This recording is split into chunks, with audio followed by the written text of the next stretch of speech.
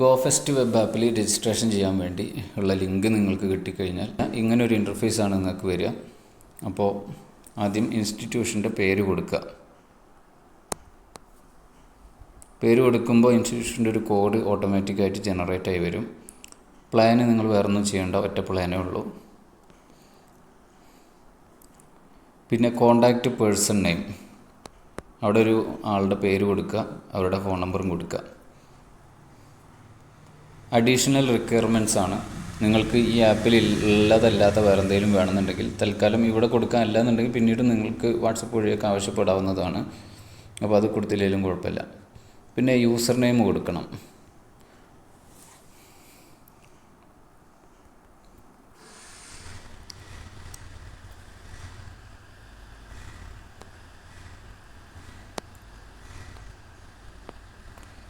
Email കൊടുക്കുക, password കൊടുക്കുക.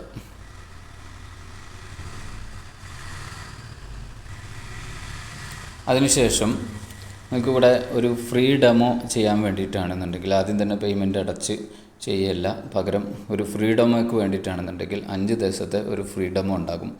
ആ ബോക്സിൽ ക്ലിക്ക് ചെയ്ത് കഴിഞ്ഞാൽ launch 5 day free demo work space instantly എന്ന് കാണിക്കും. അതിൽ ക്ലിക്ക് ചെയ്യാം.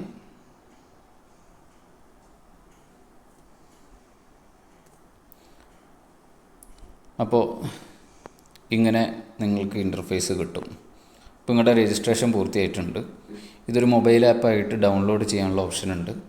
അവിടെ ഇൻസ്റ്റാൾ കൊടുത്തു കഴിഞ്ഞിട്ടുണ്ടെങ്കിൽ ആപ്പ് ഇൻസ്റ്റാൾ ആവും. നമ്മുടെ ആപ്പ് ഇൻസ്റ്റാൾ ആയിട്ടുണ്ട്. ഈ ആപ്പിൽ നമുക്ക് ഇവിടെ ഹിദായ എന്ന പേരിൽ ഡൗൺലോഡായിട്ട് കാണിക്കുന്നുണ്ട്, ലോഗിനായിട്ട് കാണിക്കുന്നുണ്ടാകും.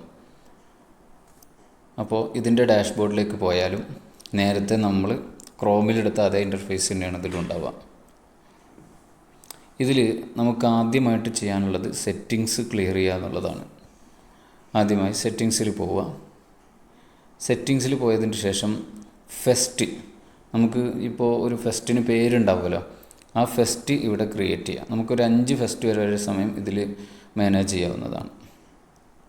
ഫെസ്റ്റിൻ്റെ പേര് കൊടുക്കുക. ഞാനിപ്പോൾ തൽക്കാലം മീലാദ് ഫെസ്റ്റ് എന്ന് കൊടുക്കുന്നു. ബാക്കിയുള്ളതൊന്നും ചേഞ്ച് ചെയ്യുന്നില്ല. ഇയർ 2026 ആയതുകൊണ്ട് 2026 കൊടുക്കുന്നു. ഫെസ്റ്റ് സേവ് ചെയ്ത് കഴിഞ്ഞു.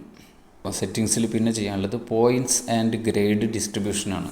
പോയിൻറ്റ്സും ഗ്രേഡും ഏത് രൂപത്തിലാണ് സെറ്റ് ചെയ്യേണ്ടത് എന്നുള്ള റൂളുകളാണ്.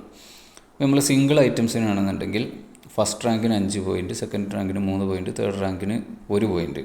ഗ്രേഡുകൾ A+ന് 6, എ ഗ്രേഡിന് 5, ബി ഗ്രേഡിന് 3, സി ഗ്രേഡിന് 1.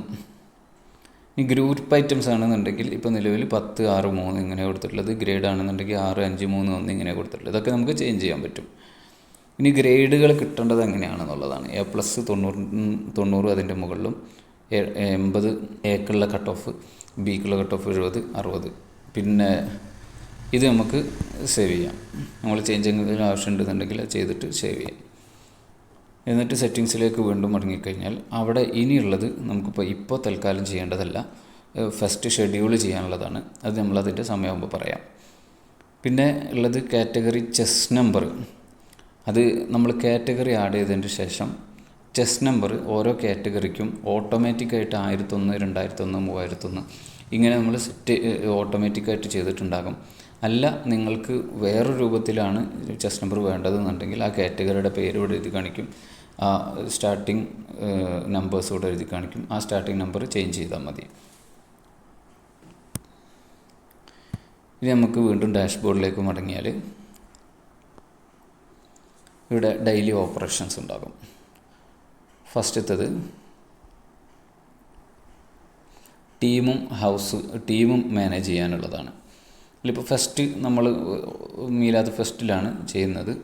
അപ്പോൾ ടീമിൻ്റെ നെയിം കൊടുക്കുക.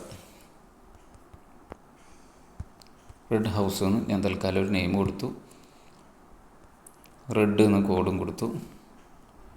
ടീം ലീഡർ നമ്മൾക്കിപ്പോൾ നിലവിൽ ടീം ലീഡറെ നമ്മൾ യൂസറായിട്ട് ആഡ് ചെയ്തിട്ടില്ലാത്തതുകൊണ്ട് അത് കാണില്ല. ഇനി ലോഗോ ഉണ്ടെന്നുണ്ടെങ്കിൽ ലോഗോ ചെയ്യാം. അതിന് ശേഷം സേവ് ടീം കൊടുക്കാം. ഇപ്പോൾ ടീം ലീഡർ ഇല്ലെങ്കിലും ഇപ്പോൾ സേവ് ടീം കൊടുക്കാവുന്നതാണ്. ടീം ലീഡർ നമുക്ക് പിന്നീട് സെലക്ട് ചെയ്യാവുന്നതാണ്. ആഡ് ചെയ്ത ടീമുകളുടെ ലിസ്റ്റ് ഇവിടെ കാണിക്കും. Blue tiger, green hires, red house. ഇനി നമുക്ക് ഡാഷ്ബോർഡിലേക്ക് തന്നെ മടങ്ങി പോവാം. ഇനി നമ്മൾ കാറ്റഗറീസാണ് ആഡ് ചെയ്യാനുള്ളത്. കാറ്റഗറി ആഡ് ചെയ്യുമ്പോൾ കാറ്റഗറിയുടെ പേര് കൊടുക്കുക. ഇനി കാറ്റഗറി ടൈപ്പ് എന്ന് പറയുന്നത് സ്റ്റാൻഡേർഡ് ബേസ്, സാധാരണ, ജൂനിയർ, സബ് ജൂനിയർ, സീനിയർ ആ രൂപത്തിലുള്ളതുണ്ട്. ഈ പല കാറ്റഗറിയിൽ ഉൾപ്പെടുത്തിയിട്ട് ജനറൽ കാറ്റഗറികളൊക്കെ ഉണ്ടാക്കലുണ്ട്, അങ്ങനത്തെ ഉണ്ട്. ഇപ്പോൾ നമ്മൾ സാധാരണ ജൂനിയർ സീനിയർ കാറ്റഗറീസ് ഒരു 1-2 ആഡ് ചെയ്ത് അതിന് ഡിസ്ക്രിപ്ഷൻ കൊടുക്കുക. ഇത്രയും കൊടുത്തത് അതിൻ്റെ ലിസ്റ്റും ഇവിടെ കാണിക്കും. ഒരു ജനറൽ കാറ്റഗറി അതുപോലെയുള്ള കോമൺ കമ്പൈൻഡ് കാറ്റഗറിയിൽ ആഡ് ചെയ്യാൻ പറ്റും എന്നുള്ളത് അതും കൂടി നമുക്ക് നോക്കാം. അവിടെ കമ്പൈൻഡ് കാറ്റഗറി എന്ന് കാണിക്കുമ്പോൾ അവിടെ ഏതൊക്കെ കാറ്റഗറികൾ തമ്മിലാണ് യോജിപ്പിച്ചിട്ട് ഒരു ജനറൽ കാറ്റഗറി ഉണ്ടാക്കേണ്ടത് എന്നുള്ളതാണ്. അവിടെ ജനറൽ എന്നുള്ള ഒരു പേരാണ്, അവിടെ നമുക്ക് എന്ത് പേര് വേണമെങ്കിലും കൊടുക്കാം. ഇപ്പോൾ തൽക്കാലം ജൂനിയറും സീനിയറും കൂടി ചേർന്നിട്ട് ഒരു കാറ്റഗറി ഉണ്ടാക്കി സേവ് കാറ്റഗറി കൊടുത്തു.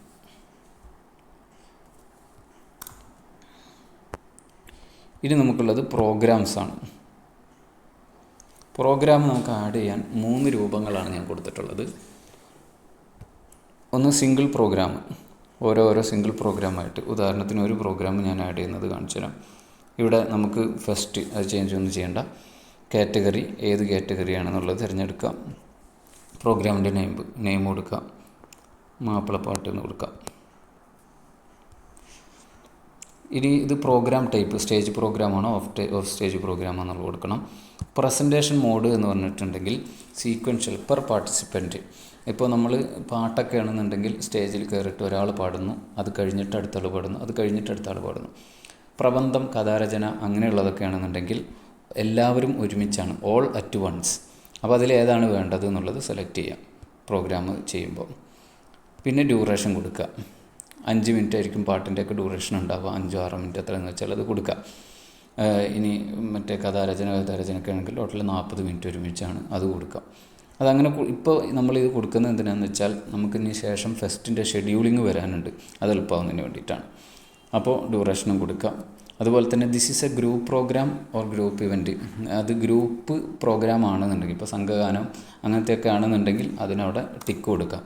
ടിക്ക് കൊടുത്തു കഴിഞ്ഞിട്ടുണ്ടെങ്കിൽ അത് ഗ്രൂപ്പ് പ്രോഗ്രാമിൻ്റെ ലിസ്റ്റിലാണ് വരിക.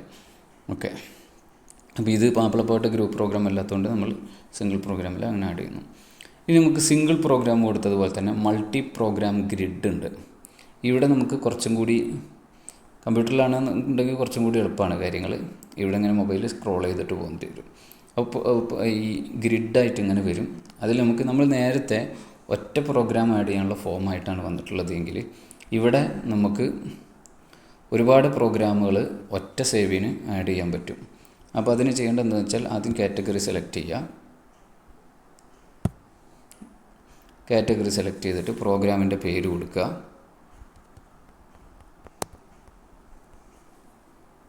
പ്രോഗ്രാമിൻ്റെ പേര് കൊടുത്തിട്ട് ഇവൻ്റ് ടൈപ്പ് സ്റ്റേജ് ആണോ ഓഫ് സ്റ്റേജ് ആണോ എന്നുള്ളത് കൊടുക്കുക. ഫോർമാറ്റ് സിംഗിൾ ആണോ ഗ്രൂപ്പ് ആണോ എന്നുള്ളത് കൊടുക്കുക. പിന്നെ ഓരോ പാർട്ടിസിപ്പൻസ് വെച്ചിട്ടാണോ അതോ എല്ലാം കൂടി ഒരുമിച്ചിട്ടാണോ, അത് പെർ പാർട്ടിസിപ്പൻ്റ് ആണ്, അതും കൊടുത്തു. ഡ്യൂറേഷനും കൊടുത്തു. പിന്നെ ഇനി അടുത്ത പ്രോഗ്രാം കൊടുക്കുക. ഇനിയിപ്പോൾ സേവ് ചെയ്യേണ്ടതൊക്കെ ലാസ്റ്റാണ് കേട്ടോ. അടുത്ത പ്രോഗ്രാം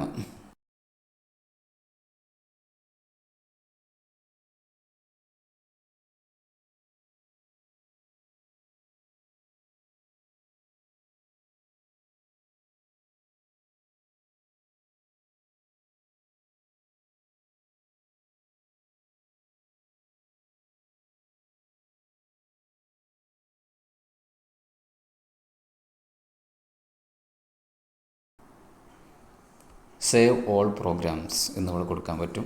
അല്ല നിങ്ങൾക്ക് ഇപ്പോൾ ഇതിൽ 5 റോസാണ് തന്നിട്ടുള്ളത്, അല്ല ഒരു 10 റോസ് വേണമെന്നുണ്ടെങ്കിൽ ആഡ് അനദർ പ്രോഗ്രാം റോ എന്ന് പറഞ്ഞിട്ട് കൊടുത്തിട്ട് അങ്ങനെയും റോസ് കൂട്ടി സേവ് ചെയ്യാവുന്നതാണ്. ഇപ്പോൾ successfully created 3 programmes in batch ഒരുമിച്ച് സേവ് ചെയ്തിട്ടുണ്ട് എന്നാണ് കാണിക്കുന്നത്.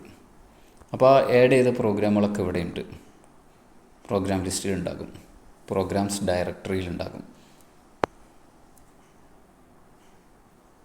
ഇനി നമുക്ക് കണ്ടസ്റ്റൻറ്റിനെ ആഡ് ചെയ്യുന്നതാണ്. അത് പ്രോഗ്രാമിലുള്ളതുപോലെ തന്നെ കണ്ടസ്റ്റൻറ്റിനെ ആഡ് ചെയ്യാനും പിന്നെ പറ്റും. സിംഗിൾ കണ്ടസ്റ്റൻറ്റ് ഫോമുണ്ട്.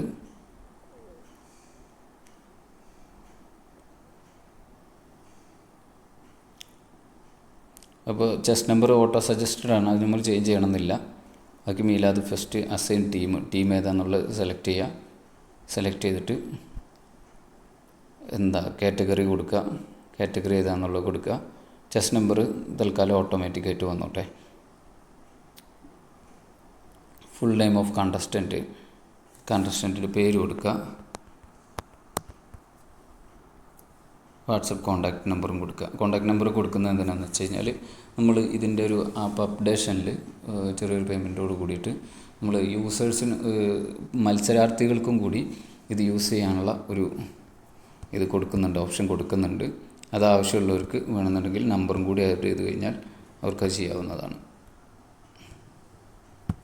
അപ്പോൾ എന്നിട്ട് കണ്ടസ്റ്റൻറ്റിനെ സേവ് ചെയ്യാം. ഇതുപോലെ കണ്ടസ്റ്റൻ്റ് ഗ്രിഡ് ഉണ്ട്. നമ്മൾ നേരത്തെ പ്രോഗ്രാം ആഡ് ചെയ്തപ്പോൾ ഉള്ളതുപോലെ തന്നെയാണുള്ളത്, അതും ചെയ്യാം. പിന്നെ നമ്മൾ നേരത്തെ പ്രോഗ്രാമിലും അതുപോലെ തന്നെ ഇപ്പോൾ കണ്ടസ്റ്റൻറ്റിൻ്റേതായാലും നമുക്ക് മൂന്നാമതൊരു ഓപ്ഷൻ കൂടിയുണ്ട്, എക്സൽ വഴി അപ്ലോഡ് ചെയ്യാൻ പറ്റുന്നത്. ഇപ്പോൾ നിങ്ങളുടെ കയ്യിൽ 100ഓളം അല്ലെങ്കിൽ 200ഓളം കുട്ടികളുടെ ഡാറ്റ എക്സലിൽ കയ്യിലുണ്ട് എന്നുണ്ടെങ്കിൽ നിങ്ങൾക്ക് ഒരുമിച്ച് അത് ഇങ്ങനെ ഓരോന്നായിട്ട് 200 പേരുടെ അടിച്ചു കയറ്റുക എന്നുള്ളത് ചിലപ്പോൾ പ്രയാസമായിരിക്കും. അപ്പോൾ എക്സലിൽ നമ്മൾ അതിനൊരു ടെംപ്ലേറ്റ് ഉണ്ട്, അവിടെ എക്സൽ ടെംപ്ലേറ്റ് എന്ന് കാണാം. അത് ഡൗൺലോഡ് ചെയ്തതിൻ്റെ ശേഷം അതിൽ നമ്മൾ പോയി കഴിഞ്ഞാൽ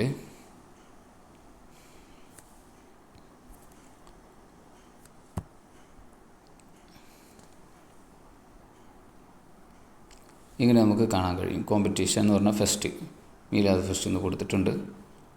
കാറ്റഗറി നമുക്കുള്ള കാറ്റഗറി എന്താണോ അതിൻ്റെ പേര് കൃത്യമായിട്ട് തന്നെ കൊടുക്കണം. ഇവിടെ നമ്മൾ ജൂനിയർ എന്നാണ് കാറ്റഗറി കൊടുത്തിട്ടുണ്ടായിരുന്നത്, ഇവിടെ ജൂനിയർ കാറ്റഗറി എന്നുണ്ട്. അപ്പോൾ നമ്മൾ എന്താണോ കാറ്റഗറിയുടെ പേര് കൊടുത്തത് അത് തന്നെ പേര് ഇവിടെയും കൊടുക്കാൻ വേണ്ടി ശ്രദ്ധിക്കുക. ഇല്ലാന്നുണ്ടെങ്കിൽ പുതിയ കാറ്റഗറി ഇവിടെ ആഡായി പോകും. അപ്പോൾ നമ്മൾ ആഡ് ചെയ്യപ്പെടുന്നത് സൈറ്റിൽ ആഡ് ചെയ്യുന്നതും ഇവിടെ ആഡ് ചെയ്യുന്നതും തമ്മിൽ വ്യത്യാസം ഉണ്ടാകും. അങ്ങനെ 2 കാറ്റഗറി, ഇപ്പോൾ ജൂനിയർ എന്ന് പറഞ്ഞിട്ട് ഒരു കാറ്റഗറി അവിടെ ഉണ്ടാകും, ജൂനിയർ കാറ്റഗറി എന്ന് പറഞ്ഞിട്ട് വേറൊരു കാറ്റഗറിയും ഉണ്ടാകാൻ സാധ്യതയുണ്ട്. അതുകൊണ്ട് നിങ്ങൾ അവിടെ എന്താണോ പേര് കൊടുത്തിട്ടുള്ളത് തന്നെ ഇവിടെയും പേര് കൊടുക്കാൻ ശ്രമിക്കുക കാറ്റഗറിക്ക്. പിന്നെ പ്രോഗ്രാമിൻ്റെ പേരുകൾ ഇങ്ങനെ കൊടുക്കുക. എന്നിട്ട് സ്റ്റേജാണോ ഓഫ് സ്റ്റേജ് ആണോ എന്നുള്ളത് കൊടുക്കുക. പിന്നെ ഫോർമാറ്റ് സിംഗിളാണോ ഗ്രൂപ്പാണോ എന്നുള്ളത് കൊടുക്കുക. പ്രസൻറ്റേഷൻ മോഡ് നമ്മൾ നേരത്തെ പറഞ്ഞതുപോലെ സീക്വൻഷ്യൽ എന്ന് പറഞ്ഞിട്ടുണ്ടെങ്കിൽ ഒന്ന് കഴിഞ്ഞ് മറ്റൊന്ന്. സൈമിൾട്ടേനിയസ് എന്ന് പറഞ്ഞിട്ടുണ്ടെങ്കിൽ SIM, അവിടെ എല്ലാം കൂടി ഒരുമിച്ച്. അപ്പോൾ ആ രൂപത്തിൽ നമ്മൾ durations 5 minute 10 minute 30 minute 7 minute ഒക്കെ ആയിട്ട് കൊടുത്തിട്ടുണ്ട്. ഓക്കെ, എന്നിട്ടിത് സേവ് ചെയ്യാം. ഇതിപ്പോൾ മൊബൈലിലാണ്, കമ്പ്യൂട്ടറിലാണ് ഒന്നും കൂടി നല്ലത്. ഇപ്പോൾ ഈ സേവ് ചെയ്ത സാധനം നമുക്ക്, അപ്പോൾ ഇനി നമ്മൾ ഡൗൺലോഡ് ചെയ്ത Excel template bulk upload programmes via Excel എന്ന് പറഞ്ഞിട്ട് ഇവിടെ ഇങ്ങനെ ഒരു കാർഡ് കാണാൻ സാധിക്കും. അവിടെ ചൂസ് ഫയൽ കൊടുക്കാം. എന്നിട്ട് ഇവിടെ പ്രോഗ്രാംസ് ആഡ് ചെയ്യാനുള്ള ഹിദായ എന്നാണല്ലോ നമ്മൾ പേരിട്ടത്, ആ പ്രോഗ്രാമിൻ്റെ ലിസ്റ്റ് എക്സൽ ഫോം ഇവിടെ നമ്മൾ ചൂസ് ചെയ്ത് വെച്ചിട്ടുണ്ട്. അപ്ലോഡ് കൊടുക്കുക. ഇപ്പോൾ ഇവിടെ വന്നിട്ടുണ്ടോ നോക്കാം. ഇവിടെ നമ്മൾ അപ്ലോഡ് ചെയ്ത സാധനങ്ങളൊക്കെ വന്നിട്ടുണ്ട്. ഇത് നമുക്ക് 4 പ്രോഗ്രാമാണ് ഇപ്പോൾ ഞാൻ കാണിച്ചു തന്നത്. 100 പ്രോഗ്രാമല്ല 200 പ്രോഗ്രാമാണെന്നുണ്ടെങ്കിലും നമ്മൾ കറക്റ്റ് ഫോർമാറ്റിൽ കൊടുത്തു കഴിഞ്ഞിട്ടുണ്ടെങ്കിൽ ഇതിൽ കിട്ടും. ഇതേപോലെ തന്നെയാണ് നമ്മുടെ കണ്ടസ്റ്റൻറ്റ് അപ്ലോഡ് ചെയ്യുന്ന വിഷയത്തിലും ഇതേപോലെ തന്നെ എക്സലിൽ നമുക്ക് പറ്റും. പ്രത്യേകിച്ച് കാണിക്കേണ്ടതില്ല എന്ന് തോന്നുന്നു. ഇനി നമുക്ക് വരുന്നത് പ്രോഗ്രാം അസൈൻമെൻറ്റ് ഹബ്ബാണ്. നമ്മൾ ടീമുകൾ ആഡ് ചെയ്തിട്ടുണ്ട്, കുട്ടികൾ ആഡ് ചെയ്തിട്ടുണ്ട്, പിന്നെ പ്രോഗ്രാമുകൾ ആഡ് ചെയ്തിട്ടുണ്ട്, കാറ്റഗറി ആഡ് ചെയ്തിട്ടുണ്ട്. ടീമിൽ നിന്ന് നമ്മളൊരു ടീമിനെ സെലക്ട് ചെയ്തു, അതിൻ്റെ കാറ്റഗറി സെലക്ട് ചെയ്തു. കാറ്റഗറി സെലക്ട് ചെയ്തിട്ട് ഇപ്പോൾ അത് കാറ്റഗറിയിൽ ഇപ്പോൾ ഒരു കുട്ടിയാണ് ഇപ്പോൾ നമ്മൾ സേവ് ചെയ്തിട്ടുള്ളത്. ആ കുട്ടിക്ക് ഉള്ള പ്രോഗ്രാമുകൾ എന്തൊക്കെയാണ് അസൈൻ ചെയ്യേണ്ടത് എന്നുള്ളത് ഇവിടെ വരും. അവിടെ നമ്മൾ ഓരോ പ്രോഗ്രാമിൻ്റെ നേരെ ടിക്കിട്ട് കൊടുത്താൽ മതി. ഇത്രയും പ്രോഗ്രാമുകൾ നമ്മൾ സെലക്ട് ചെയ്തു എന്ന് വിചാരിക്കാം. അപ്പോൾ നമ്മൾ അസൈൻ ചെയ്ത ആ പ്രോഗ്രാമുകളുടെ ലിസ്റ്റ് ഇവിടെ നമ്മൾ ഡാഷ്ബോർഡിൽ പോയി കഴിഞ്ഞാൽ നമ്മൾ ആഡ് ചെയ്ത പ്രോഗ്രാമുകളുടെയൊക്കെ ലിസ്റ്റ് അസൈൻഡ് പ്രോഗ്രാംസ് റിപ്പോർട്ട് എന്നതിൽ കാണാം. അപ്പോൾ ഉദാഹരണത്തിന് ജൂനിയർ കാറ്റഗറിയിലുള്ള മുഹമ്മദ് അലി എന്ന് പറഞ്ഞ കുട്ടിയുടെ പേര് നമ്മൾ SIക്ക് കൊടുത്തിട്ടുണ്ടായിരുന്നു, മാപ്പിളപ്പാട്ടിന് കൊടുത്തിട്ടുണ്ടായിരുന്നു, ഖുർആൻ റിസൈറ്റേഷന് കൊടുത്തിട്ടുണ്ടായിരുന്നു. അതൊക്കെ ഇവിടെ വന്നിട്ടുണ്ട്. ഓക്കെ, നമുക്കിതിൻ്റെ PDF ഡൗൺലോഡ് ചെയ്യാൻ പറ്റും.